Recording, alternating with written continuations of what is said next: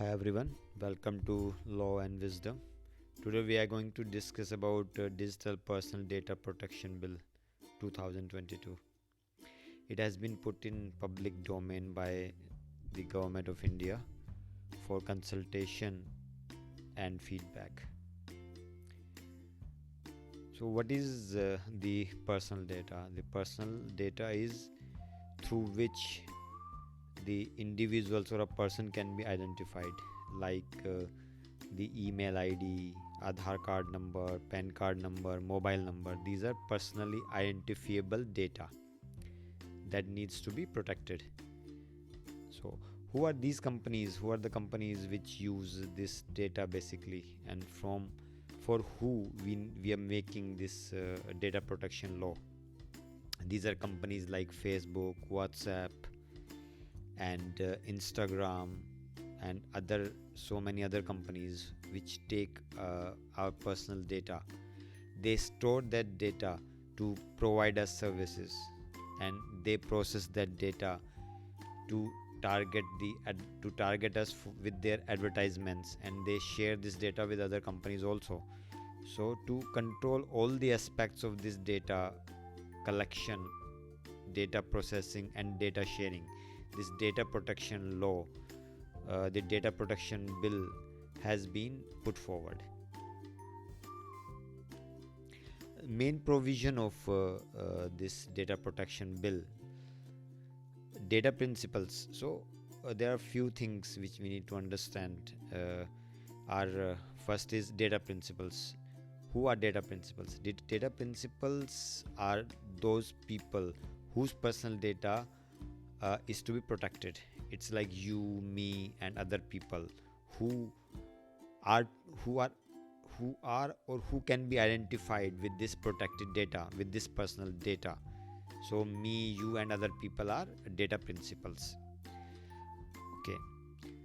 There is another concept in the data protection bill, that is data fiduciary. Data fiduciary are the companies which take our data, like just now we discussed about Facebook, WhatsApp, Instagram, and other companies. So they are called data fiduciary because they take our data and they store our data. So these companies are called data fiduciary. Now move to next thing, data principal consent. So data fiduciary needs to give notice in itemized form, which lists all the data to be collected and purpose of this data collection and processing to be done, and take consent from the data principal. So this data principal concept says that when some data fiduciary like Facebook going to collect data of data principal, they have to give a notice in itemized form. Itemized form means they are going to list out that I'm going to collect your name, your email ID, your phone number, and I'm collecting this data because I need to do this with this data. I need for these purposes this personal data.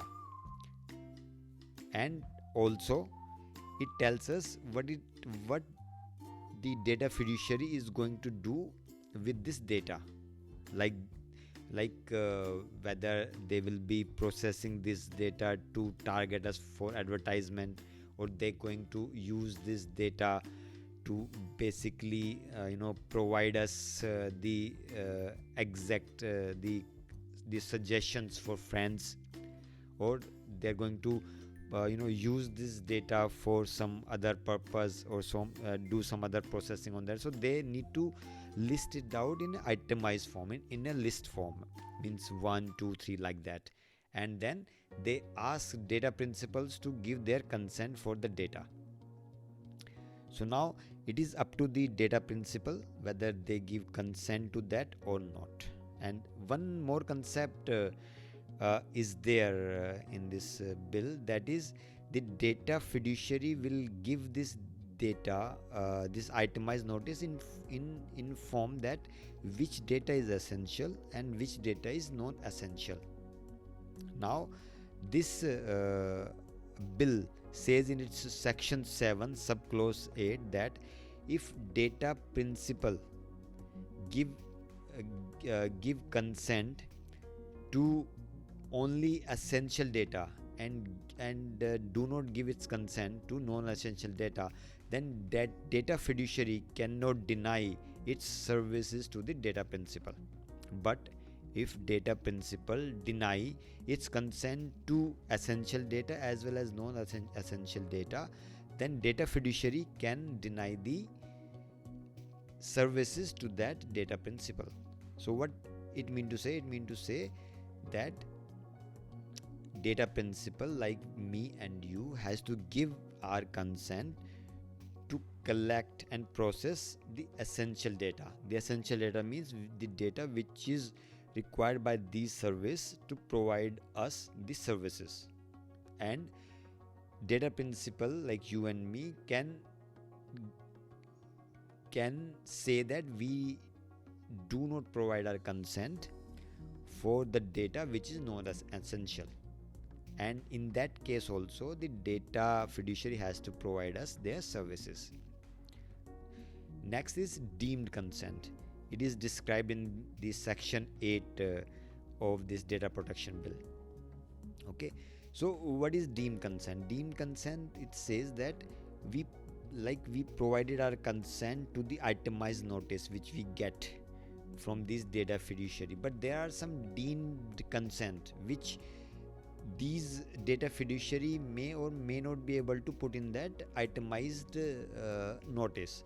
Like if we call a restaurant and we provide them our name and number to get the reservation, so we are giving them deemed consent that they can call us in case the restaurant reservation has been cancelled. So they have our deemed consent to call us back and inform us that the restaurant reservation has been cancelled. So similarly, the deemed consent has been assumed for processing of government documents, like for licenses, for driving license, for say passport, for say like arm license. So government has deemed license to process our data, to use this data in process this data to make sure that we are eligible for the license, and that we are not indulge in some of the activities which can make us make us not eligible for these licenses. So government can run those filters on the personal data which you provide to the government, and similarly government can use them in medical emergencies and for public interest. And these things are not explicitly described in this bill, that what these public interest or medical emergency exactly would be. This is left to be decided by the central government through delegated legislations or through their rule making process. Another part of this bill is parental guardian's consent is required for taking minors' personal data. It is listed in section 10. So it says that the person who is minor cannot give consent for the collection of the data. So where I mean to say that if somebody haven't attained the age of 18, then he cannot give his consent to his data collection and data processing. So in place of that, the minor's parent has this right to give their consent. So in this particular section, now the infant and a teenager who has attained age of 16 or 17 are put in same category, which might be a problematic thing. We'll discuss this later in next section. Okay, then comes to the next part, that is significant data fiduciary. So this bill describes that some of the data fiduciaries can be termed as or notified as significant data fiduciary by the central government. There are certain criteria listed out in the bill, based on which the government can notify any data fiduciary as significant data fiduciary. So once our data fiduciary is termed as significant data fiduciary, there are certain additional responsibilities has to be fulfilled by these data fiduciary. They are number one is they need to appoint the data protection officer. So they need to appoint a data protection officer who will take care of the data. He will ensure that data is stored properly and that data is processed as per this Data Protection Act. Now they need to appoint a data auditor. So this data auditor will audit the data from point to point, from time to time, and make sure that the data is processed, stored as per this data protection bill. Now third thing is central government. As I was saying, the central government may notify any data fiduciary as significant data fiduciary based on criteria in the bill, and that is described in this section 11. Now data principal has certain rights. These rights are right to information, that is in section 12. So right to information means that data principal can ask any data fiduciary to provide them their information which they stored. Like if I go to Facebook and ask them that give me my information which you stored, so they will provide me all the information they stored about me, like my name, my mail ID, my phone number, whatever the data they have. Second right is right to correction and erasure. It means I can ask this data fiduciary to correct my data. If I see that my name is not proper or my mobile number is wrong, so I can ask them that please correct my data, and they have to do it. And second is data erasure. It means once the requirement of data storage is done, they need to erase that data. Suppose I provide my data to a bank and I close that account after maybe 1 year. So now they need to erase my data, but that erasure, that deletion of data should comply with other rules also, like RBI has some data retention rules, like bank has to retain customers data for 6 months or so. So they need to fulfill that they need to fulfill that rule also. Once that obligation is finished, they need to delete the data. Now another right is right to grievance redressal. So the data fiduciary shall take the complaint from data principal if they have some grievance, and that has to be handled. Okay, after that is right to nomination. Right to nominate this bill talked about this right to nominate in section 15.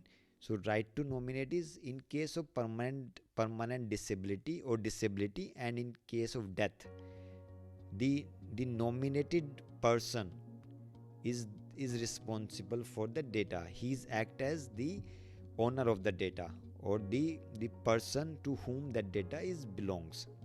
So suppose tomorrow somehow I got disabled, so the person I nominated can do all the activities and has all the rights described in this act on my behalf, like right to information, right to correction, erasure, right to grievance handling.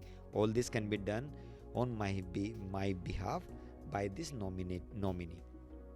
Then it talks about the data principal duties. So data principal duties are that we shall as per this act takes care that our data is provided properly. We should read those notice properly, and shall not file wrong complaints and malified complaints for data grievance or other things. Next comes is data can be next issue is the data transfer.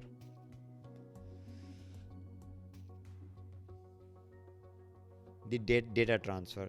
So like Facebook is there, like WhatsApp is there, so have they have their internal requirement or their business model where they transfer this data outside of India. So the bill says that data can be transferred cross border to other countries. The countries to which the data can be transferred are to be notified by central government based on some criteria. Okay, so bill says that the data can be transferred to other countries, but those countries would be notified by the central government. Central government can specify certain countries based on some criteria which is not specified in this bill right now. This will be act as delegated legislation, and the central government will list out these rules later on.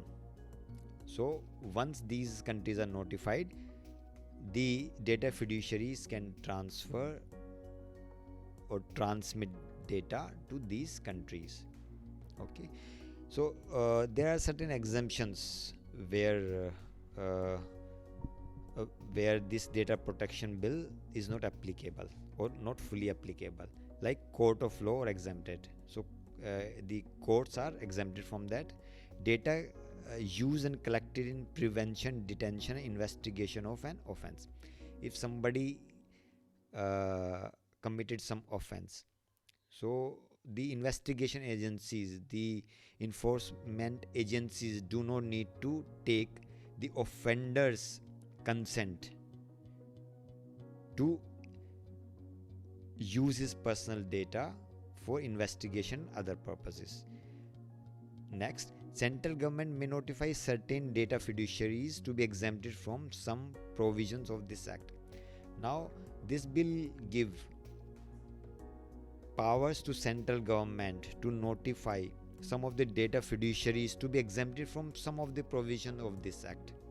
So this is a lot of responsibility and lots of power to the central government.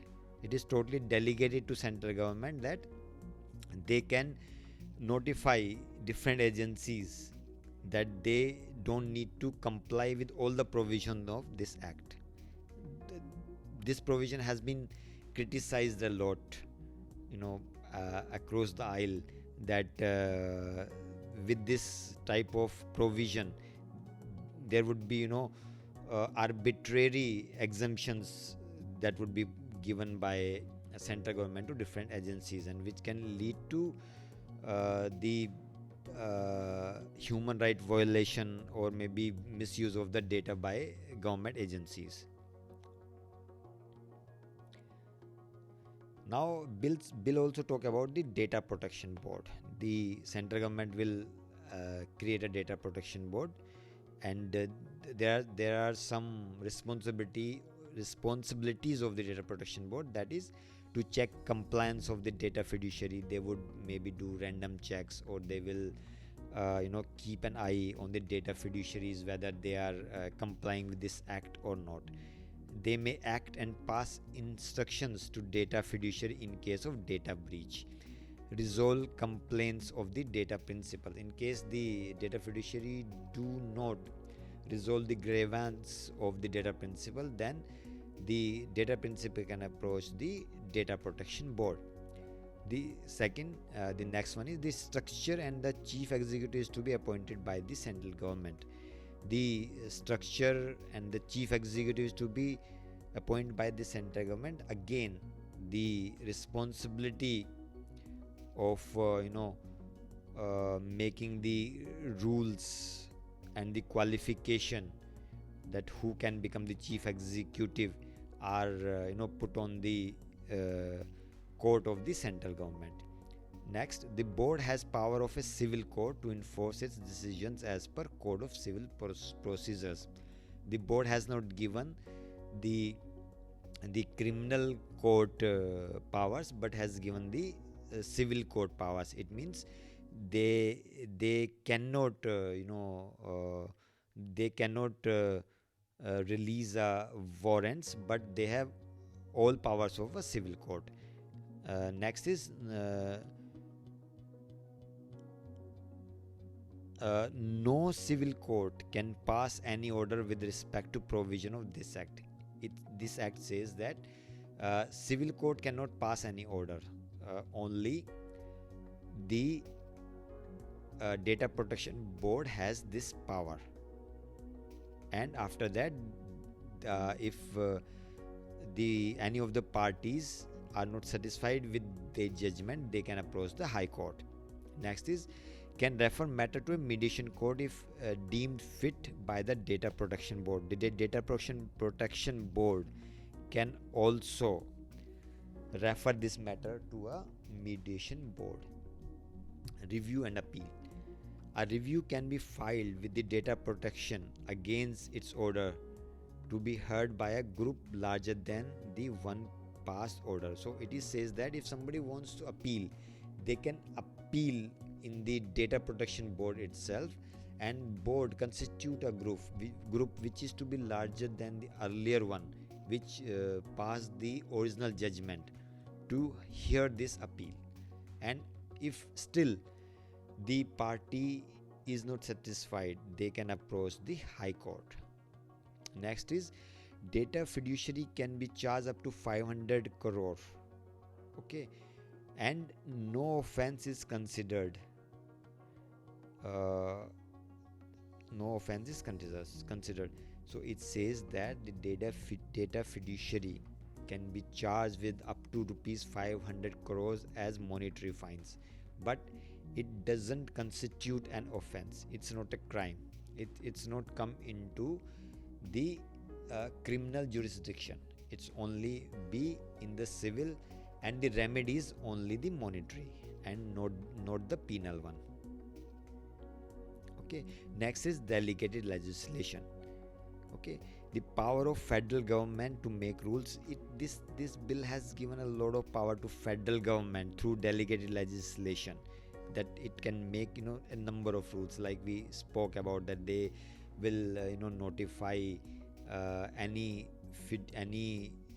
data fiduciary as significant data fiduciary, and they can appoint the chief executive of data protection board. There's so many power has been given to the central government. Second is power of federal government to amend schedules. So there are scheduled to this bill, and this bill has provide power to the central government to amend that schedules without any intervention from the legislation. So parliament has no role in that. Government itself can amend the schedules. Next, we talk about main concerns. There are certain concerns which are raised by various people and various person which have been very active to get this data protection bill, and those are deemed consent, as we spoke about. Now in many cases the deemed consent is assumed, like central government agencies, a number of them can consider as deemed consent for processing the personal data. Next is central government can exempt any agency. So now this bill give power to the central government to notify any agency exempted from provisions of this act. Next is data principal can be charged with rupees 10,000 if the complaint filed is not legitimate. So this is also a concerning thing, that even the data principal can be fined with certain amount if they file a complaint and that is found to be illegitimate. So I'm not sure how will they basically identify whether this is legitimate or not illegitimate.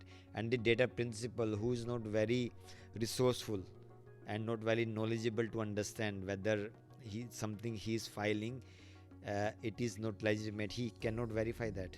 The next one is minors are not competent to give consent. Infant and teenagers are considered the same. So in today's age, what we guess that 16-17 years of age of a person, that person is quite mature enough and intelligent enough to give consent for his data collection and sharing. So it would be good if they could categorize this these minors into maybe 1 year or 0 year to 6 or 7 years, and 7 years to maybe 12 years, and 12 years to 17 or 18 years, and maybe at least we allow minor from 12 or 13 years to 17 years or 18 years to give their consent. Next one is data protection. Personal data and sensitive personal data are not categorized. So the personal data we spoke about, like our mail ID, phone number, and Aadhaar card number or PAN card number are personal data. Now there is another category within this personal data category, that is sensitive personal data. So sensitive personal data is like our bank account number, like our religious faith, like our political biases, and like our there are so many things which could be very sensitive and which could be misused, which could be misused by many people or by many agencies. So this is not categorized. So why it is a problematic thing? So if data is categorized between personal data and sensitive personal data, then the bill could have asked data fiduciaries to be more careful with sensitive personal data. So if some data fiduciary need to take sensitive personal data, so they need to notify the data principal in more alarming way that we are collecting this sensitive data and will be using it this way. Or maybe if somebody is collecting personal sensitive data, they might need to take permission from the data protection board before they can collect the sensitive personal data. But when this is not categorized, these things cannot be done. Next is data principal cannot claim damage. So now we have seen that data principal can be charged with the data fiduciary can be charged up to 500 crore rupees, but this is not damage. This is the penalty. Suppose my data has not been handled properly and I approach the data protection board. Data protection board put a penalty of 10,000 rupees or maybe 1 lakh rupees on data fiduciary, but those penalty will not come to me. They will be as a penalty and will be collected by the government. So I am, as a data principal whose data is compromised or not handled properly, will not get anything. There is no damage for me. There is no claim damage for me. So this is another problematic thing. Now my take on this is, we cannot create one-sided act for the data principals. So there are certain sections which we are not happy about, like there can be many more things could be done to protect data principals data, and we can empower data principals with more stringent sections in this bill. But we have to know that there are two parts of single coin. One is the data fiduciaries, means the companies who collect data, and the data principals. If we just make rules which favor only data principals, then it will make very difficult for businesses to do business in India, and this will create an hostile environment in India which could be detrimental for the progress. And second one is, and my second point, my second take is that we have to start somewhere, and the act can be improved with iterations. So now at least we have started on something. This may not be perfect, this may not be appropriate, but at least we'll have something to start with. different countries across the globe has this data protection law for decades, and we haven't even started yet. So it is the high time that we shall start, and eventually we improve it. So I will provide the link to this data protection bill PDF, which is on the government website. You can go and just check that.